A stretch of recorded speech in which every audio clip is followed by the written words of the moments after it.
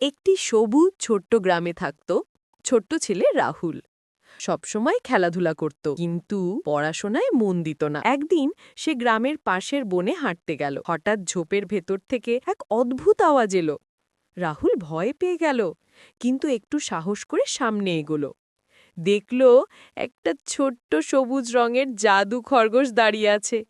খরগোশটি কথা বলল, আমি জাদু খরগোশ, তোমার বন্ধু। খরগোশ বলল, যদি তুমি পড়াশোনা করো আর ভালো কাজ করো, আমি তোমাকে জাদু শক্তি দেখাবো। এরপর থেকে রাহুল প্রতিদিন খরগোশের সাথে দেখা করত।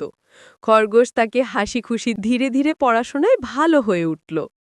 একদিন গ্রামে ভয়ঙ্কর ঝড় এলো, গাছপালা ভেঙে পড়ল, মানুষ আতঙ্কিত। তখন রাহুল তার জাদু খরগোশ বন্ধুর সাহায্যে গ্রামবাসীদের বাঁচালো।